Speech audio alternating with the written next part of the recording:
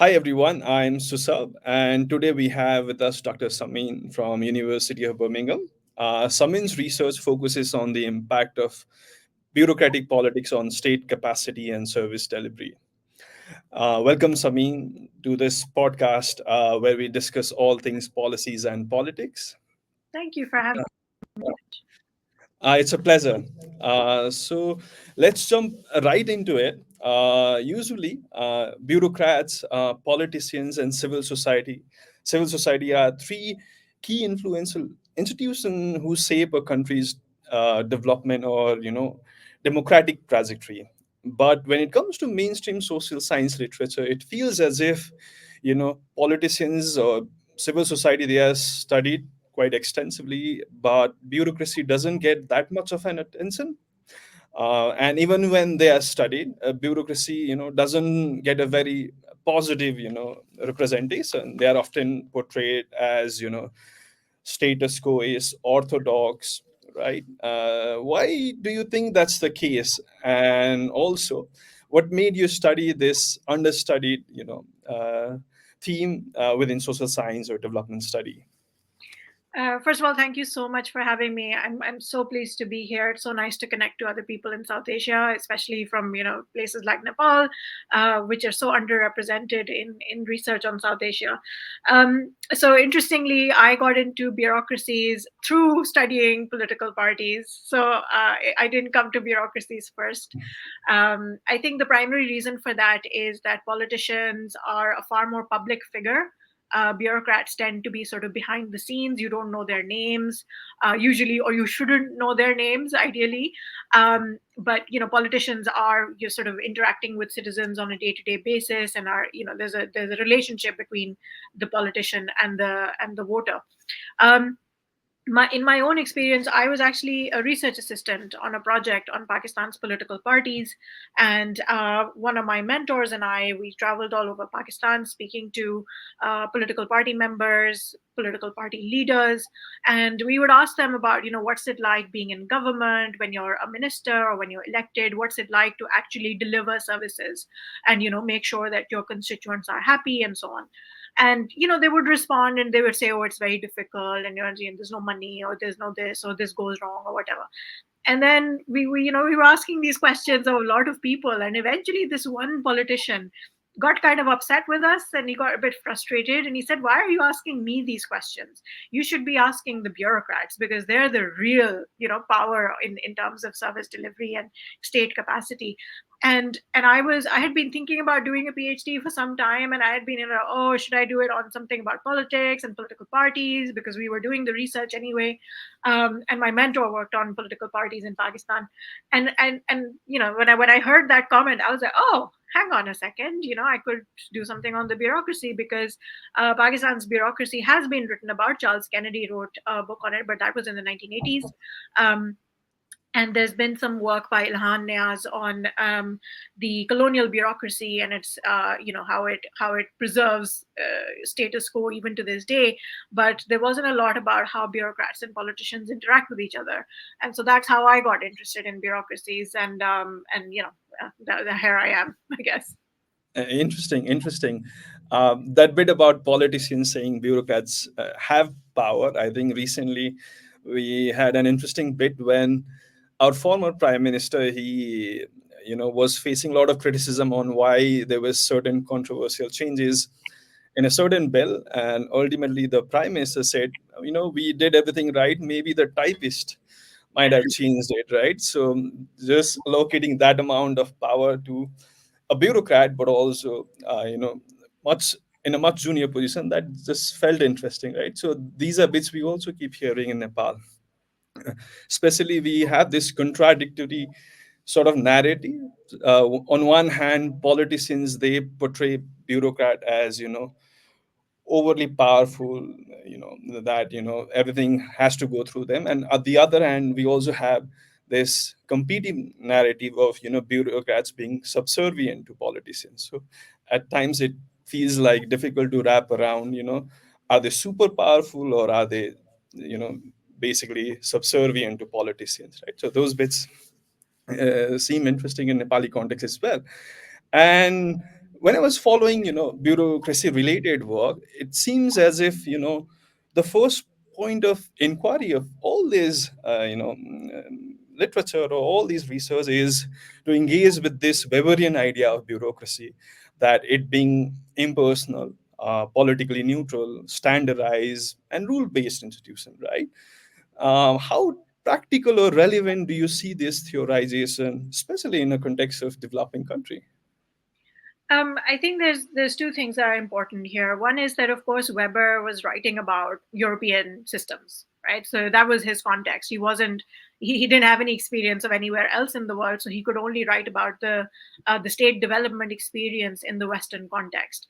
So undoubtedly, his writing is focused on a system that is premised on Western frameworks and Western modes of sort of governing societies.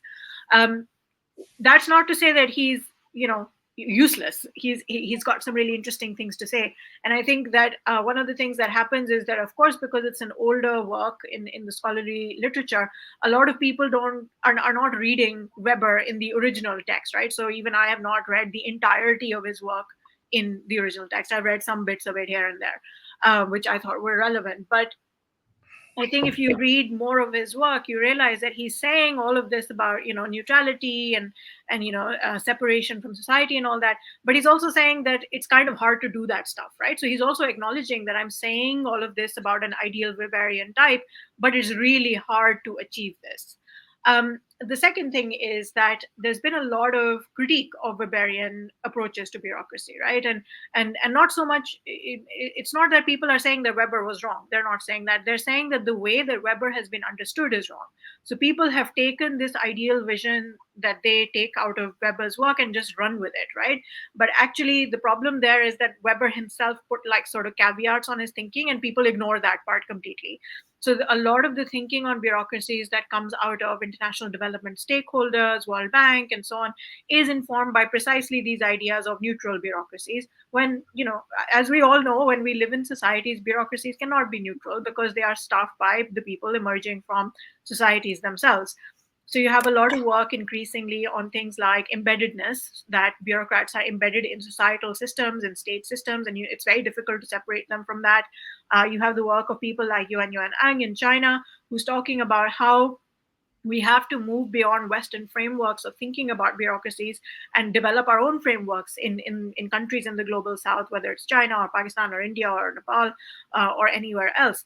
And for me, that was really important because a lot of my work was looking at how bureaucrats exercise their own agency. So it's not just that politicians are telling them what to do, and that's a lot of the literature on the Western world, which was talking about things like delegation, which was like, oh, a politician is indicating that this is the next step that the bureaucrat should take or the policy that they should implement.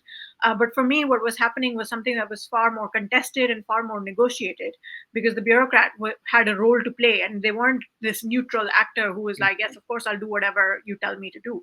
And I think that's where the complexity of bureaucracy lies, and the more respect we pay to it, the more interesting it gets when you study service delivery, service capacity, state capacity policy, things like that. Right. I mean, when I see it, I feel Weber might have just tried presenting somewhat of an ideal type, not as in how things should be, but this is, in an ideal sense, this is how things should be. But then I think if we try to read too much on it, I think that's where the problem lies. I think, and one of the areas that I find this coming, wherein Weber's idea of rule following bureaucracy comes along, is when they take this Weberian idea and try to interpret relationship between politicians and bureaucrats, portraying one subservient to the other. The principle as in theory, wherein the politicians, they lay the broader framework. I mean, they lay the idea, whereas bureaucrat, they just have to implement that, right? So, but then I see your work as well questioning that portrayal of bureaucrats as just agent. You give a lot of agency and discretion to bureaucrat in your work as well, right? So based on the examples you have followed, what sort of relationship do you see, or what sort of dynamic is there between politicians and bureaucrats? And what are the factors that influence these dynamic? Yeah. It's a big question, and I'm going to try and answer it concisely. I think there's a few different things, right? I mean, for me, the most one of the most important things that came out of my work was that a lot of relationships, or the key relationships between politicians and bureaucrats, are formed through working together. Right, so they will have worked in some role together, as in a department, or as a minister and a bureaucrat, or as a prime minister or chief minister and a bureaucrat, and that will set up a relationship where they trust each other, where there's a level of loyalty, and there's a level of sort of, we see eye to eye about how we work. Right, so there's and we all experience this in our own workplaces, where sometimes you have bosses or colleagues who you just get along with, that they understand the way you want to work, and so you get along easily because of that. So those are very, so very straightforward work kind of relationships, where you see eye to eye on things. There are also, of course, because it's South Asia, a lot of linkages that are based on things like biradri, family, kinship ties, ethnicity ties, class. In India and elsewhere, caste becomes very, very important. It's not that it's not important in Pakistan, but it's less so. And I think those are things that you would, when I started my fieldwork, I assumed that they would be very, very important, that people would talk about it, that we are from the same ethnic group, or we are from the same region, or the same village, or something like that. And actually they didn't, which I found very surprising, because I had thought that people would say, oh, he's from my village, or whatever. They didn't say that at all, and instead they said things like, I worked with this person in this department a few years ago. So there was this thing about, we're very professional, and we want you to know that we're very professional. And so all of our relationships are based on work, or training. Training is a big one. So bureaucrats, and especially elite bureaucrats, because they have a lot of training as a cohort, a lot of cohort building comes at that level.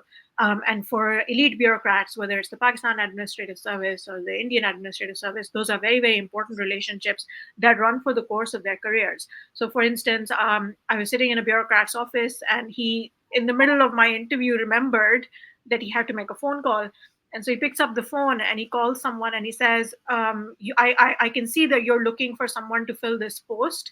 I can recommend so and so, who was my batch colleague, and she's great, and she's an amazing person, she's done this, she's done that. And the guy at the other end is like, yeah, okay, whatever, and whether he took his advice or not, I don't know. But these kinds of recommendations based on, I trained with this person, or I work with this person, is really, really important. Elite bureaucrats also tend to live in the same housing communities. So their kids go to the same schools, they play in the same streets, they share meals. Things like that are really important. Once you step away from the elite bureaucracy, it becomes a little bit more complex, and much less cohesive. So because they don't receive the same kind of training, they don't receive the same kind of cohort building, they're not recruited in the same way. So the relationships between bureaucrats and with politicians become very, very different, right? So they don't have the same kind of access to ministers, for example. They might work in their offices in some cases. So personal assistants are very important. Typists, as you mentioned, are very important. Stenographers, clerks, all of those people are very important, because they control paper. And if you've read Matthew Hull's work on Pakistan's bureaucracy, it's about how paper becomes so important, and writing and noting things becomes so important in bureaucracies like Pakistan's.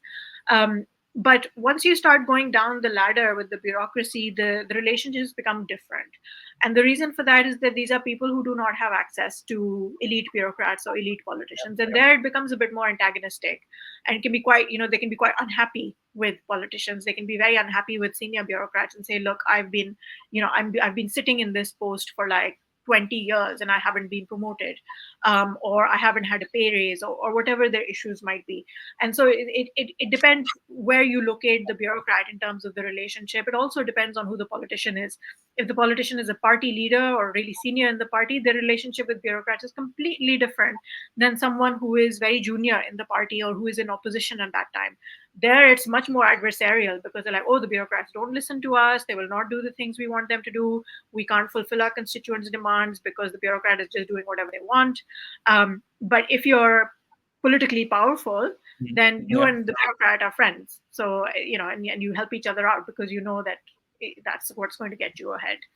And it also obviously depends on political systems and larger issues like Yeah. that. Interesting. Yeah, you mentioned something about having worked earlier. There's something that I found, like studying Nepali bureaucracy as well. Like a lot of times, we think about ethnic, gender dimensions, which rings true, but a lot of times it seems as if the relationships are built based on the fact that certain bureaucrats can get work done. They're efficient at that, and they maintain those sort of linkages way past their tenure. So and then they'll be like, there's someone who can get work done and has good ties with my parties or something. So that ability to get work done, efficiency also gets factored in when it comes to partisan relationship. That's something, I mean, I found interesting when talking to bureaucrats over here in Nepal as well. So there's that. And the second system that you mentioned regarding the system in itself, right? So there's something that I keep observing in Nepal. We, I mean, we are quite unstable, right? So every year we have new prime minister, and there are a lot of changes in government, right? uh, and the bureaucrats, they are there, so they have a degree of stability, and that also gives them somewhat of a power also, because the political establishment, they are quite unstable. So I see that happening where in Nepali bureaucrats have this power just given their permanency, right?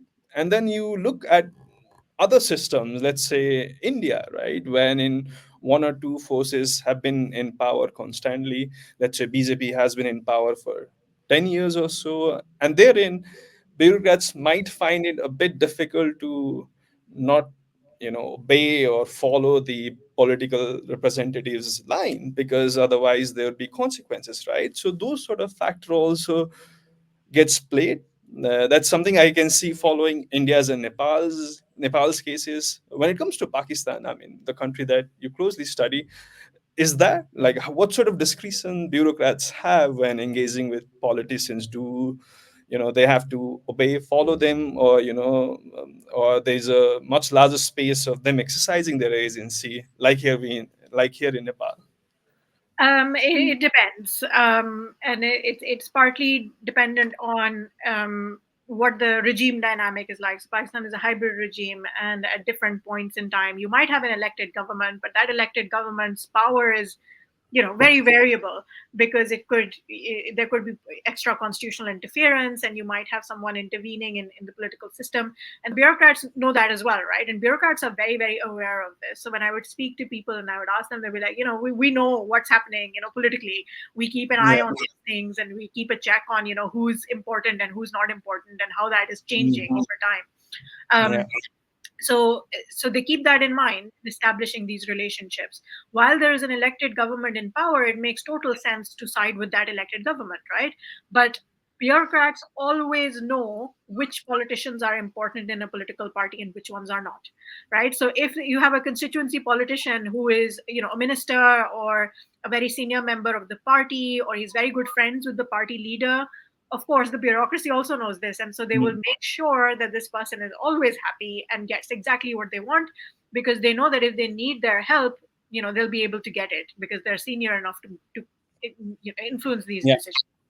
But if you're like, not very important, you're new to the party, you're a new politician, you've never done this before, then you're in trouble, because the bureaucrats also know this, and they think they can take you for a ride, and they do take you for a ride. Because, for example, you can go to them and say, look, my constituents aren't receiving any irrigation water, can you fix it? And they're like, well, of course, eventually it will get fixed, and nothing will get done, and the guy will go again and again and again. And this is, someone told me this story about their constituency, because they were a junior politician. They could not get the bureaucrat to listen to them because they were simply not important enough. So, it's a judgment that bureaucrats are making every step of the way. I think what's interesting about the Nepali case as well is because you have lots of political parties that tend to factionalize all the time. So the Yeah. bureaucracy also doesn't know, which way to go. And so you're trying to judge day to day, is this person going to form a new party and suddenly become really important, and should I side with them or should I side with someone else, right? So that is a level of discretion that bureaucrats have.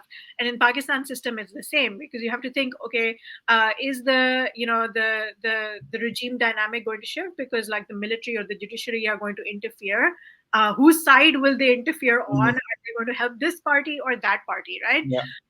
But having said that, bureaucrats also are like, when you speak to them, they will say that, we're not party political. They'll Yeah. tell you that we're not, committed to this party or that party. Sometimes that's true and sometimes it's not true, but there is this thing of, which I heard a lot when I did my field work, was that, oh, other people should get a chance in politics, right? So they felt that, everyone should get a shot at power and see what they can achieve. And there was a lot of support at that time for Imran Khan's PTI, Mhm. because he hadn't been in power at that point. The other thing I found really interesting is that, especially amongst elite bureaucrats who work Yeah. closely with politicians, there was a lot of respect for what politicians do. So in the sense of like, that they have a difficult job. They have a lot of constituents who are turning up at their house every morning and demanding Mhm. things from them, and it's a stressful job. And this idea that if we can, sort of help with that, then, they'll help us as well. So, Yeah. everyone will be happy at the end of the day. Yeah. So I think there's there's bureaucrats, like everybody else, are very nuanced actors, and they're very aware politically of what is happening around them, even if they don't have distinct political affiliations. Many do. Some even have political aspirations. Some want to retire and contest elections, and Yeah. some do, and sometimes they win. But I mean, it's rare, but it does happen. So it's each of them has their own sort of little interest in political systems in a way. And there are, of course, those who are very professional and who go do their job and go home, and they see any political involvement as interference, as pressure. Um, and they will typically accept it because there's nothing they can do about it, but they're not happy about it. Interesting. In Nepal's case, I find it interesting. I'm not sure if the same follows in Pakistan. It's that we have trade unions, like party affiliated trade unions of bureaucrats. So you have one NC leaning trade union with bureaucrats who have soft spot for Nepali Congress. You have another trade union of bureaucrats, who are closer to other parties. So they also, clearly are divided on partisan camps, and this happens especially with, junior bureaucrats. So up to a certain rank, you can be member of these trade unions, but after you skip, after you are higher up in the rank, you're not allowed to be part of these party affiliated bureaucrats trade unions. So that's something I find interesting. And even senior, like elite bureaucrats, they do have partisan relations with different political leaders, but then they're also highly strategic. In a sense, they also maintain connection with other parties as well, because they know things are constantly changing. So they might have some friends with whom they studied who might be from other party, or a family member who would be from different parties. So they would try to balance things out, because they know things are pretty unstable, and when a different party comes to power, they just don't want to be left too far behind. So I also find them highly strategic in Nepal's case. Yeah, I mean, So it's there's interesting to mention trade unions. Like, it's not the same in Pakistan, which is a really interesting point, because in Pakistan you do have unions at the junior level of the bureaucracy, but they're very specific to different roles. So, for instance, lady health workers will have their own, sort of uh, union activity. uh, But it was interesting, and you bring this up.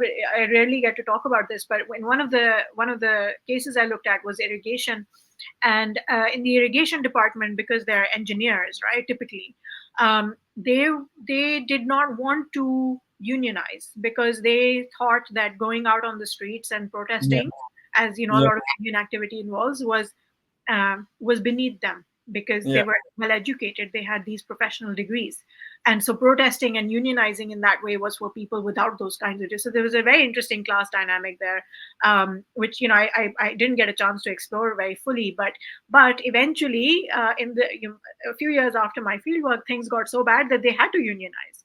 And they had to protest, right? So they were struggling already, and things got worse and worse and worse till they realized they had no option but to unionize. But at the senior levels, of course, there's no need, right, to unionize, because they're so yeah, powerful, they're so yeah, well connected. You don't need yeah, to unionize. But they're not in Pakistan. The unions are not politically affiliated, and I think, I mean, I'm not a labor scholar, but I mean, one of the reasons might be that the politics of the country is so um, dynamic and ever changing that it makes no sense to ally with political parties, because parties keep getting exiled. So, Mm, recently it was the PMLN, Nawaz Sharif and Shehbaz yeah, Sharif's party, which was in exile, and yeah. then makes a return, and now Imran Khan is in jail. It's like, so you can't tie yourself to a political party in Pakistan, because it would then bring serious repercussions if they're in trouble. So, but it's a really interesting difference with Nepal, and I mean, it would be so interesting to explore further these contrasts. Right. Yeah. I mean, we've been trying to just, like ban party affiliated trade unions and have just a single one, but there seemed to be a lot of resistance. And something that I observed was especially young bureaucrat, though junior but ambitious and who see themselves going far ahead, they would not like to be associated with a particular union because they don't want to be seen two parties, and so they would, though, have soft corner, soft space for a certain party. They would just try to be flexible with their connection. But for bureaucrats, junior bureaucrats who feel they have optimized their capacity when it comes to their rank, they are much more into it, and they try to use that political connection for their gain, or even fight if they see some injustice going on. So that's something that I see in Nepal. uh, Speaking of politicians and bureaucrats relationship, right? I found the network of effectiveness, the idea that you propose in one of your writing, quite counterintuitive and interesting, right? Traditionally, when we talk about patronage network between politicians and bureaucrat, we assume that it distorts accountability and it results in bad performance. But you mentioned how at times it can even encourage efficiency, that sort of patronage linkages. Am I getting that right? So Yeah, can you I mean, please give out your argument? Yeah. yeah, there is some work on sort of patronage or politicization producing good ends, like competence or service delivery, or completion of projects, things like that. But you're right that the bulk of the literature on this topic talks about things like corruption, right? So it says, Yeah. oh, it's bad, it's wrong, it's capturing the state, elite capture, those kinds of terms come into it. But there is some work that pushes back against this. So, for example, Mary Lee Grindle, writing on Latin America, talks about, she actually uses the phrase, adapting patronage to competence. So using patronage in ways that are not necessarily corrupt. They can be corrupt, maybe they are, but one of their outcomes is also improving bureaucratic performance, right? So for instance, you need to build a road, and so you appoint someone that will do the job well. You use patronage to make the appointment, but eventually the road gets made, and gets made faster. And the reason that this was an important argument for me, is that I saw that when I was doing my field work, the government was handpicking specific bureaucrats to lead on specific projects. So, for instance, they wanted to complete a public transit system. They appointed this guy, told him, "We need this done in 6 months." We know that is insane, because it's a big project and you're digging up half the city, but it needs to be done in 6 months. And the guy did it in 6 months, right? And then they rewarded him for it, right? So there were a few of these players who were appointed to do these difficult tasks. There was one guy who was told, we are appointing you to the services department in the province, and we Yeah. need you to cut the wage bill, right? Which is a very difficult thing to do, because if you have any trade unions or bureaucrats who don't want their wage bill cut off, which is everybody, then you're going to get a lot of backlash. But he succeeded. So these tough committed bureaucrats that see eye to eye with the way that the politician thinks about the world. Now, the issue with that is that these are bureaucrats who, in order to achieve these performance ends, will cut a lot of corners, right? So, and that's what they're expected to do. They are expected to be harsh. They are expected to, take over a department and make everyone else do the things that they need them to do, even if the other bureaucrats want to do something else, or the politicians are unhappy with them, or whatever it is, right? So you need them to be pushing a certain agenda, even when it goes against everything else. And so there are, you have to protect them, because of that. So you have to protect them from politicians, you have to protect them from criticism, and you have to make sure that they then have a good job at the end of it. Once they've achieved whatever it is you want to achieve, you then they give them a good next posting. The other thing that I found was very interesting is that these kinds of appointments and looking at patronage in terms of performing, improving bureaucratic performance was also particularly useful or particularly used where you had donor involvement. So where you have international donors who are saying that we are investing this much money in this project, we want to see results. Mm, That's where you want these kinds of people to be appointed, because you want to have what are often very dysfunctional bureaucratic systems operating towards a target that a donor has set for you, right? So in my case, I was looking at school education, where there was a lot of investment by the UK government and other governments as well into improving, for example, teacher recruitment. So transparency and things like that in teacher recruitment. So because all of that investment had been made, different and all were like, okay, what's happening? What is the design of your new reform? What are you going to do? How are you going to do it? What are the systems that are going to be in place? And so you appointed really, appropriate bureaucrats for that task, who knew the education system, who knew how to work with donors. It's a different thing about how the reform was actually implemented, right? So in my experience, all of this signaling was happening that, look, we're doing an amazing job, and we've got this properly trained bureaucrat to lead on this, but the actual implementation was hugely problematic, and very variable. So you're signaling to the donor, even if you're not actually getting very far on the reform, but it looks to the donor like you're doing a great job, right? Because you've got this ideal person at the top. mm, And so patronage for competence became like this thing that was very useful to governments and to bureaucrats.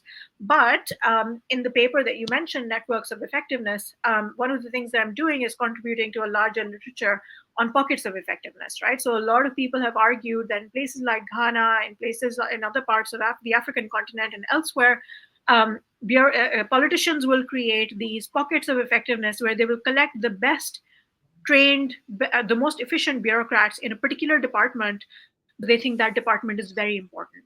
And usually that department is something like the National Finance Department, typically, because you want them to deal with donors, you want them to bring in money, that kind of thing.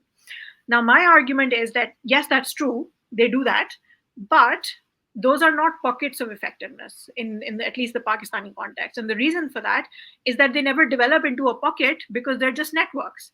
And once yeah, the network is broken, then all of that efficiency is also scattered. So yeah, they're not pockets, they're not sustainable, they're not long term. They're sometimes 6 months long, sometimes they're 3 months long, sometimes they're a year long. They're not sustainable, and they're never developing into pockets because it's just that network which is doing the work. So yeah. for me, that was the big sort of difference from the pockets of effectiveness literature, which seemed to assume that collecting these bureaucrats meant that the department would become stronger. And for me, that was not true. I did not see that happening. I didn't see the department improving its efficiency. Interesting. There's something that I find in Nepal as well. Just setting an example, we have a commission, land commission, and I had the opportunity to closely follow its work. It's a commission formed by executive order, where the chair would be appointed by the prime minister. They'll particularly appoint a party cadre or so, right? So in the first few years, when the prime minister was from the same party that the chair was, I mean, the commission was doing a lot of work. The home minister was also from the same party, so there was much work done by the commission. But then suddenly, when different coalition partner came in, the pace or the efficiency was drastically reduced.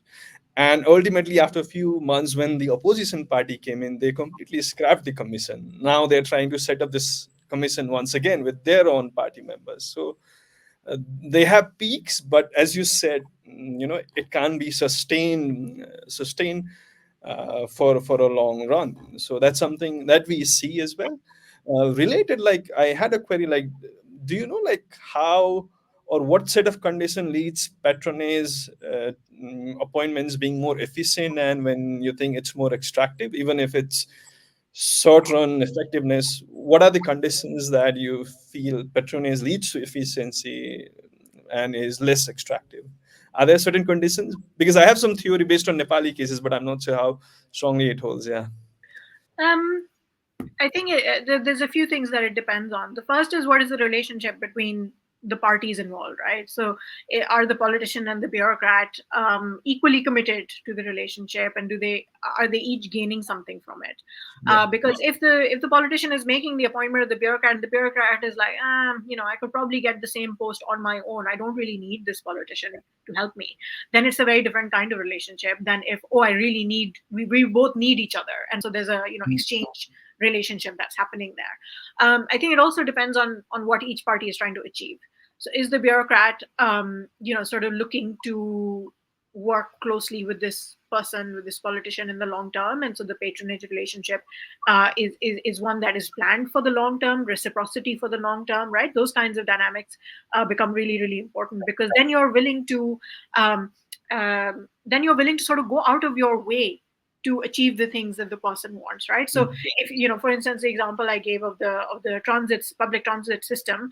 Now, it was a difficult target, but the bureaucrat knew that if he achieved it, then he was kind of set for life. And he really has been, to some degree. I mean, he's had a little stint in jail, unfortunately, but that was because, for other reasons. But he's benefited a lot from it, right? So he got really good postings. He's now a minister. So, there's rewards to be had. And so I think those are the considerations that come in as to I think it's about the strength of the patronage relationship, which is really important, right? Whether it is used for performance targets or electoral gain or something else, I think that comes second. Yeah. The nature of the relationship which is most important, right? Because that will help you achieve almost anything. Because you might start by saying, I'm forming this patronage relationship because I want to improve bureaucratic performance. But maybe like 1 month in, you're like, oh, well, okay, maybe I might also win some votes from it, right? So the outcomes become more blurry as you go along, but it's that relationship and the strength of the relationship, which I think is most important. Um, and in a lot of cases, what strengthens that relationship is time. So how long have you worked together? And in some cases that I was looking at, people had worked together in the 1990s, then Yeah. had a little break where, because parties got exiled and things like that, there was martial law, and then came back to work together again 10, 15 years later.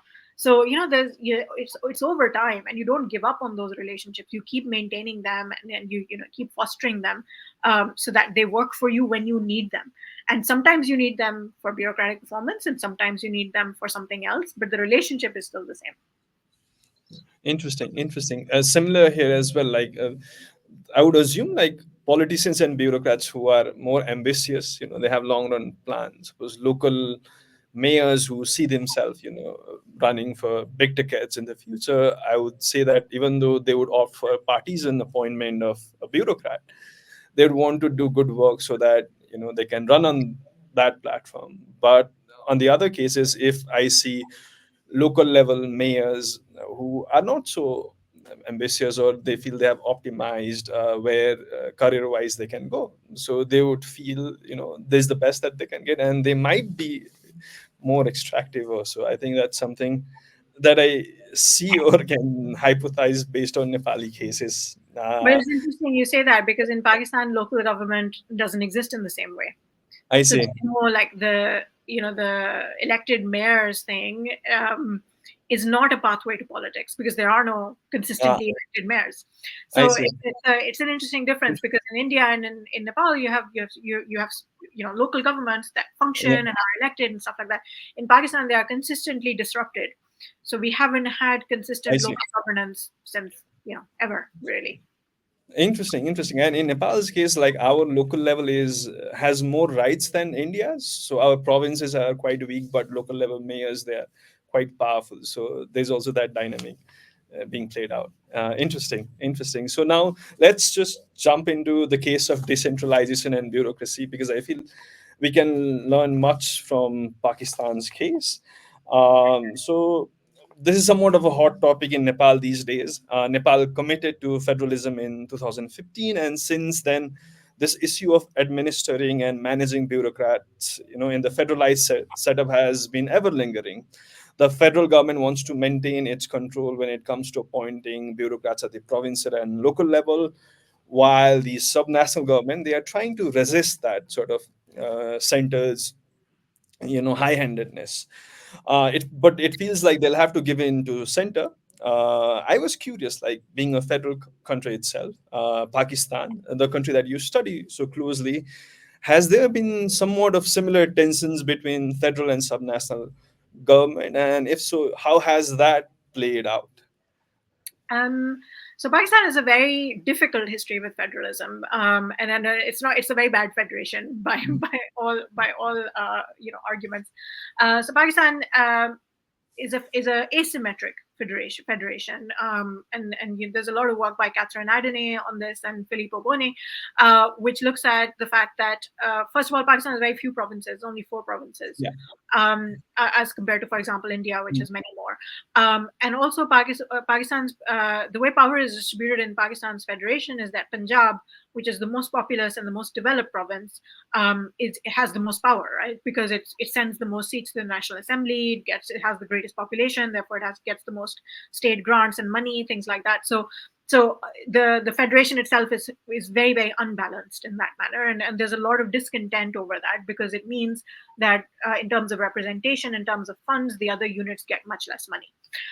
This There was an attempt to change this and to some degree to fix it in 2010 with what was known as the 18th Amendment to the 1973 Constitution of Pakistan, and this was very, very important because it was a party consensus, which is rare in Pakistan, for all the parties to agree that this is something that we're going to do. And one of the reasons for it was to try and keep the military out of power, and sort of not interrupt government, but also to introduce local government. And that was a huge demand by the smaller political parties in the smaller provinces in Pakistan, that you must allow local government so that these smaller parties have a chance to actually make a difference in their particular provinces, right?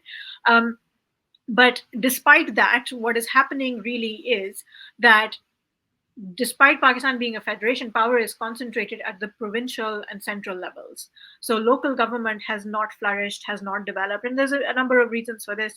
The first is that traditionally and historically, military governments introduced local governments. So when military rule was declared, one of the first things that martial law administrators would do is exile the political parties and then introduce a local government system to try and change the makeup of the political class and to break the political parties, right? So there's a sort of historical distrust of local government and why it is being introduced, because the parties feel like it's a means of trying to break their hold on the provinces, right? So they're unwilling to commit to local government development. It's also, I mean, the very nature of local government decentralization, the whole point is that like you said about the mayors, that you introduce a new political class, right? So they rise from local government up to the provincial and then the national. That's not how Pakistan works, and nobody wants it to work that way, right? So the elites don't want that to happen. So there's a resistance to introducing that kind of empowered local government. Now, when it comes to the bureaucracy is also not invested in decentralizing, right? So one of my papers looked at an attempt to decentralize the control of irrigation water. So this was a World Bank program introduced in a lot of countries where they wanted the farmer to have control over their area's irrigation water, right? A farmers' committee. Mm. And the bureaucracy was not happy, because they were, and I'm talking about the bureaucracy at the local level, because they were like, but this is the one thing we have power over, right? This is how we exercise power. This is why our role is important, that we control irrigation water. If you take that away from us, then what are we left with? Nothing. We're not paid well. There are no good job prospects. This was the only thing we had going for us. So if you take that away, then it empowers the farmer, and we don't want that. So the resistance to decentralization is coming from both the politician and the bureaucrat. Yeah. And so one of the things that happened in 2010 was that because the 18th Amendment wanted the federation to decentralize power to the provinces and eventually to local government, a lot of the ministries at the federal level were dissolved, right? So they got rid of them and they established them at the provincial level, and money was also reallocated. So they changed the way that money was being distributed.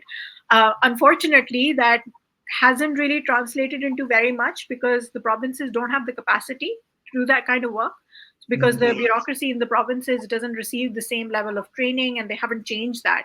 So the Mm. elite bureaucrats are still working at the national level and to some extent at the provincial level, but not enough to actually take over all of these functions that were decentralized to them.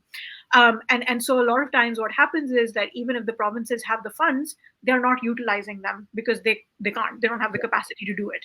And there was a lot of resistance also to this decentralization. So once you speak to people who are involved in this process, the bureaucracy and even actually the like donors, World Bank and so on, they were very resistant to the decentralization of ministries from the national to the provincial level, because they felt that it would harm their projects, it would harm service delivery, it would harm the progress of work, because they could control it better at the federal level than they could at the provincial level. So Pakistan's, yeah, I mean, it's got this really, really complicated situation with decentralization. And whenever we have tried to introduce local government in the last, 10, 20 years, it has always been captured by the ruling party and by the bureaucrats that they trust. So they've designed the system in such a way that local government is being run by bureaucrats rather than being run by elected members, right? So, for instance, the law will say, yes, there will be an election, but the province can overrule the election Yeah. and dismiss the local government. Or there will be a bureaucrat who will be in charge of all the funds. Now, that's not local government, right? So Pakistan has this really strange relationship with decentralization. And actually, I think it's a very, very important distinction between what happens democratically speaking, or in terms of democratic principles embedding themselves into society, when you compare this situation with, for example, India or even Nepal, right? So because there's no local government consistently in Pakistan, I think the relationship that people have with the state is very different than the type of relationship that people in India might have or Nepal might have, right? Because there's no local point of access that you can use to make a difference. And so your only engagement with the state is either through bureaucrats or through politicians who are typically provincial politicians. So it really changes the way that you think about state society dynamics. Interesting, interesting. The question about capacity that you mentioned, that's also something that I see in Nepal. More in terms of the federal government would say that if we give, provinces or local level the power to appoint their own bureaucrat, then they first is they don't have the capacity. Second is there'd be a lot of corruptions, because federal government can maintain a level of check with federal bureaucrats, which the local and provincial governments can't. And when I speak to federal level bureaucrats working at the local level, I also, you know, I'm sympathetic to them. Of the cases they say cases wherein the mayor or the ward chair they'd be, conducting themselves in what can be called as corrupt ways, and they feel like they are helpless. They are made to transfer every now and often, right? So there's that question of corruption that comes in as well. But then there is also this question of giving local governments their power, decentralizing, and the question of efficiency through, or the local demands are met through their own bureaucrats, right? So how do we balance those two, right? And is there a certain way to address that concern regarding corruption, but also consider things having more locally led? Yeah. I don't have any very good answers, but Yeah. I mean, I think the problem is discretion, right? Because Yeah. discretion is regarded as a bad thing, right? So it's regarded as bad that bureaucrats at the local level have this much discretion, have this much autonomy. But Mm. actually, a lot of research shows that if you do give them some autonomy, you don't have to give them all the autonomy, but some autonomy, they actually perform better. So yes, there will be some corruption, but there will also be greater performance, right? So Yuan Ang has written about this in the Chinese context, where if you allow bureaucrats some level of autonomy at the local level to charge fees and raise a little bit of money for themselves and for their own units, they perform better on the national targets that the government is setting them. There's also the work of Dan Honig. He's got a recent book out which talks about mission-driven bureaucrats, right? So this idea that if you are managing bureaucrats to encourage them to fulfill a mission and enabling them to fulfill that mission, right? So education or health or whatever. The idea being that people are not joining these necessarily because they just want a job. They're doing it because they believe in whatever it is that they're doing, right? Um, or at least believe in public service in some way. And if you empower them, if you manage them in a way that empowers them, you might get more results than if you just manage for what he calls compliance, right? So if you're just like, oh, you haven't met this target, you haven't met this target, you haven't met this target, then Mm. the reaction from the bureaucrat is always like, well, I'm not going to do anything now. And in work that I did with a great student of mine, Muiz, we found that a lot of teachers, for example, when they experience that kind of compliance management, they experience so much stress, so much anxiety that they're not able to do their jobs properly. So that level of sort of power that is exerted on them by this Mm. kind of management style is really detrimental to actually doing the job that they're supposed to do. So I think the point is not that you should accept corruption. That's not it, right? The point is that there are ways and means of empowering bureaucrats that allow them to do their job without constantly checking on them, while also making sure that they are achieving whatever targets you're setting them. So yes, sometimes it means accepting a level of local discretion that you might want to get rid of, but discretion is not always a bad thing. Sometimes it's a very good thing because it allows people to adapt to local needs, which is what local government is about, right? So if you're giving them that space, then you might get better results.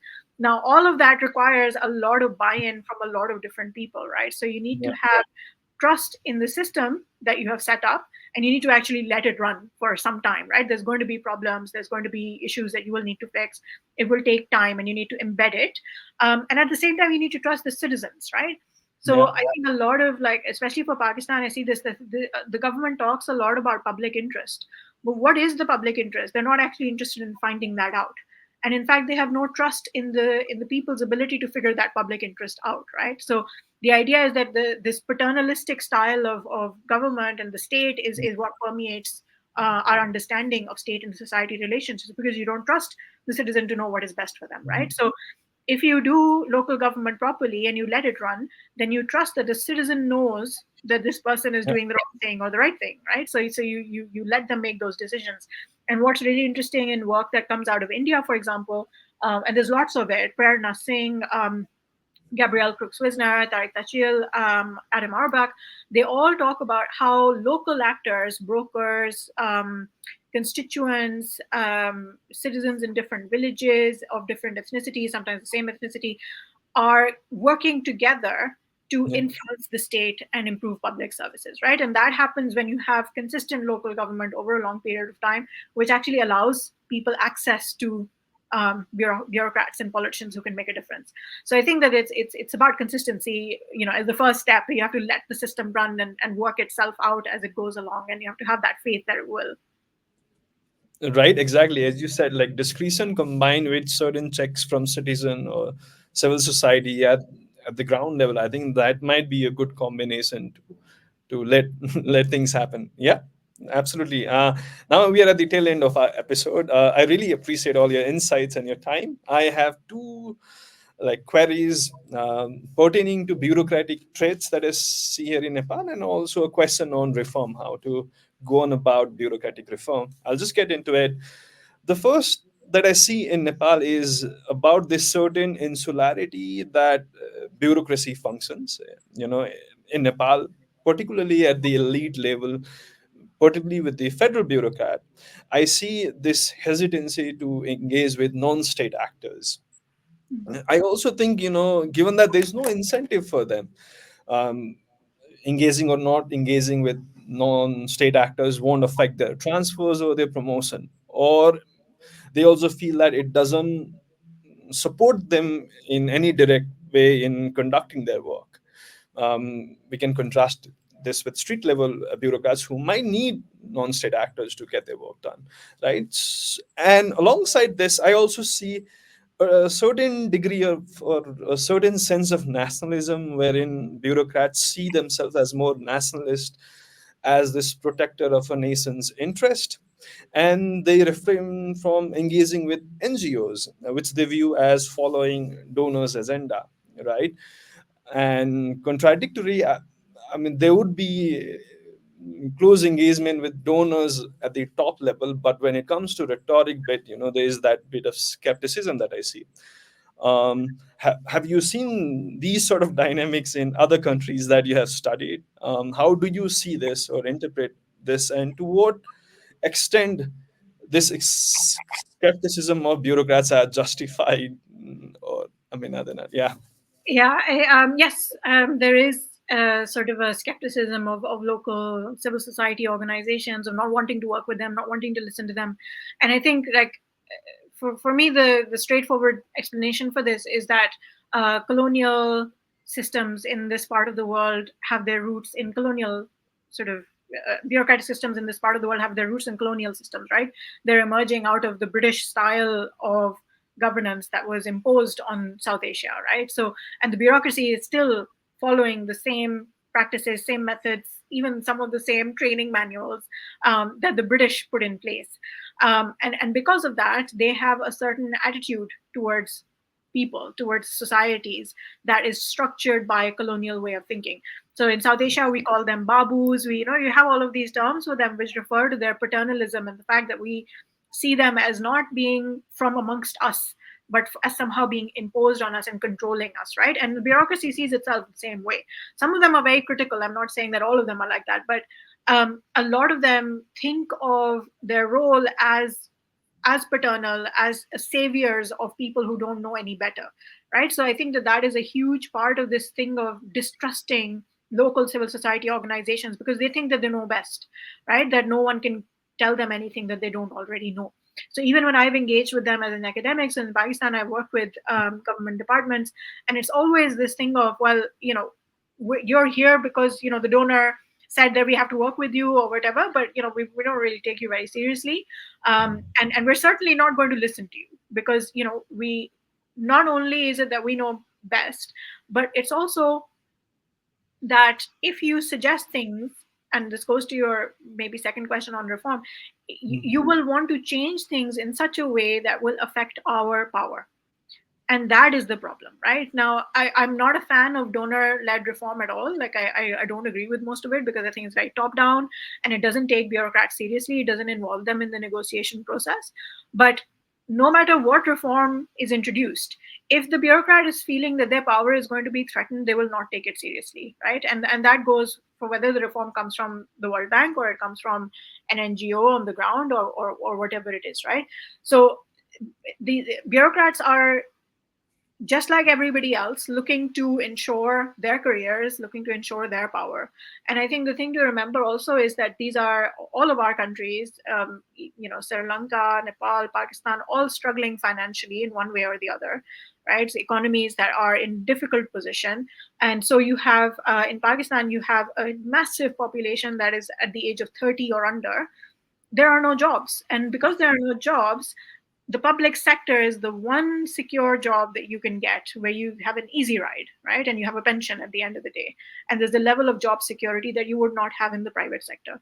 So that that in itself means that if you've made it to the bureaucracy, and especially if you've made it to the elite bureaucracy, you're set for life, right? And so that gives you that high of, I've made it, I've done the best that I could, and I've achieved something.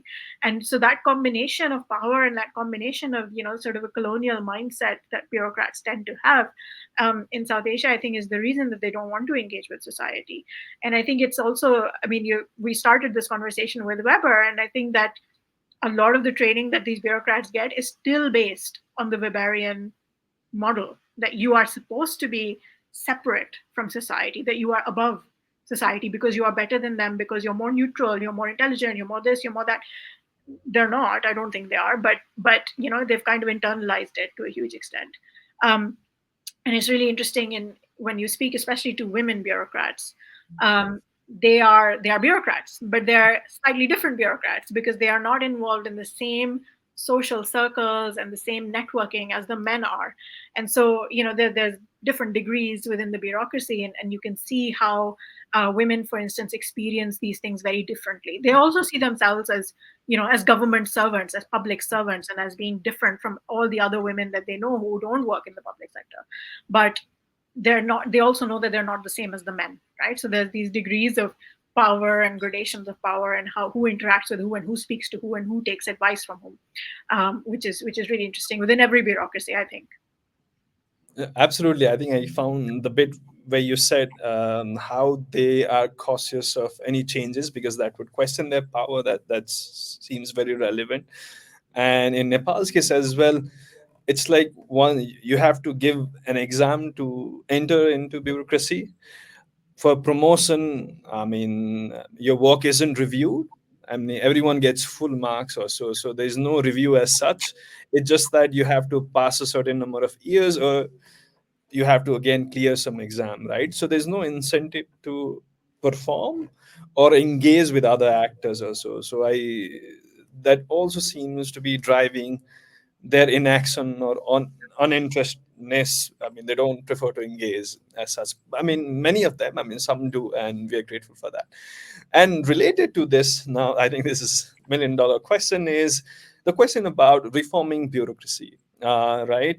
Speaking of Nepali experience, we had our constitution in 2015, and since then it's been good 9-10 years. We've been trying to reform our bureaucracy through new Civil Service Act, but I think it's been 5-6 years. The draft was prepared, but then there's some disagreement, and it doesn't get out right now. Also, parliamentary committees are reviewing it, and one of the criticisms, or one of, I mean, my question is, and it's also quite sad, is whenever these sort of bills are table, the focus isn't on substantive bit regarding how to imagine bureaucracy in this new federalized context. The focus is on pathways to promotion. How would an undersecretary be joint secretary in how many years? I mean, what are the ways for transfers, right? Like, and there would be infighting between bureaucrats as such, but then the entire civil society, politicians, bureaucracy would be engaged in this technical aspect of salary, promotion, transfers. There would be no substantive question because it's really difficult. And then you have these trade unions would be pressurizing for any substantive changes, right? So it feels like we don't think about it, right? So my question to you is, how, if a country wants to change its bureaucracy, how should they plan about it, right? Is there any sure certain way of making it more palatable to all the actors involved? Because it seems like it's an issue that no one wants to talk about it, and everyone wants to keep bureaucracy happy, and because they would need them eventually. Yeah, I think it's really difficult, right? Because the fact of the matter is that if you bring about these changes which are actually necessary, then you change the reality so much that the people who are introducing the changes will lose power, right? So that's the fundamental issue, obviously. In Pakistan, we've had a much longer history of trying to reform the bureaucracy and failing. So lots of committees have been formed and they've made recommendations. Some of them, minor, like you're saying that promotion should be like this or like that. Some of them quite significant in that you should change the structure of the elite bureaucracy, and you should change the way that they are trained and recruited and so on and so forth. The most recent process started in 2018 and ran till about 2021. And it achieved some things, minor things, where they agreed on the small stuff. But the really big changes have never been introduced. Um, One of the problems with Pakistan's processes, and possibly with Nepal's, is that who is involved in these conversations, right? So a lot of the conversation around civil service reform in Pakistan has been dominated by the same people, to the extent that the committees are headed by the same person again and again and again. Now, it's not to say that he's not a very experienced person. Of course he is. He's done this many times. He knows exactly what he's talking about. But it also means that the voices in the room are from a very specific kind of group, right? And they're often people who are very sympathetic to elite bureaucrats. So there's no representation from provincial bureaucrats. There's no representation from the street level bureaucracy, but the elite bureaucracy is overrepresented, right? So obviously, any changes that do result have to do with making sure that they get what they want, right? And anything that threatens their power is never implemented and never even really seriously considered. But I think one of the things that's happening, which is quite interesting in Pakistan right now, is an increasing realization that the bureaucracy is not fit for purpose. Even the elite bureaucracy, which is the best trained, it's not very good training, but nonetheless, the best trained of the lot is not fit for purpose. And the reason I bring that up is that very recently, 2 or 3 months ago, the federal government, the Prime Minister's office, said that we will hire consultants to help us develop investment programs and funding programs, because the federal bureaucracy does not have the skill to do it. And so when they go into meetings with Saudi Arabia or the UAE or whoever, we are embarrassed because our bureaucrats do not know what they're doing. And the quality is so different in terms of what's coming from the Middle East and what's coming from us.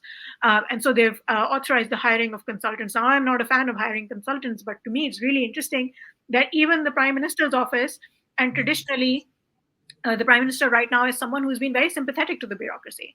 So someone like that is saying that they have no idea what they're doing. So I think there's increasingly the realization that something has gone very, very wrong with the bureaucracy, and something needs to change. Now, when introducing consultants is like Yeah. bypassing the problem, because you're not fixing it, right? So but I mean, I do wonder if it will lead to a little bit of soul searching, maybe even on the part of the bureaucracy itself, that this is bad. We're basically being bypassed completely, so what power we had over these processes is being taken over by private consultants, which is a recent research, so it's an incredibly dangerous way of doing things. So I think everybody realizes that things are bad in terms of civil Yeah. service reform. Even like Pakistan's establishment division, if they give statements, is like, this is a disaster. We know it's a disaster, and we're trying to manage that disaster. But we need change, but we can't make it happen, right? So I mean, a lot of people have talked about things like political will, and political will is a really difficult term to argue around, because of course, like, people should be willing to change, right? You have to have that, but it's also very difficult to achieve. How do you convince bureaucrats that you need to change the ways in which power is distributed, right? That's essentially what we're trying to do. And I think the only way to do it, to be honest with you, is to begin from the bottom up rather than beginning from the top down. So if you have federal and central committees that are trying to tell everyone else what they should do, I don't think it's going to work. I think you have to start from the bottom and start with things like local government and changing the way that people engage with the state, and then move upward. And especially in countries where, in theory, you should have federal systems, decentralized government, decentralized powers. So every time you try doing it from the top, it doesn't work. And every time you try doing it with external partners, it doesn't work. So when the World Bank comes and says, decentralize this or decentralize that, it doesn't work. So because it can't work, because it's an external party that's coming and telling you what to do. And so you can always say, oh, this person doesn't understand this, or they don't understand this reality. So it has to be developed by engaging with local partners. So you mentioned NGOs and civil society organizations. I think they have such a huge part to play in critiquing how the state works at the local level. And the more they do it, it's not that the state will respond, but I think you have to keep doing it persistently for it to make even a small level of difference. Great. I think start from the bottom and start yourself. I think those two are the major takeaway that I take this. In Nepal's case, also, I mean, a friend was mentioning it the other day how when it comes to certain technical aspect, no one at the ministry is trained to do it, and they call in this former bureaucrats or even consultant and do stuff done. So I think I mean, there has to be a certain amount of thinking on how we train our public officers as well.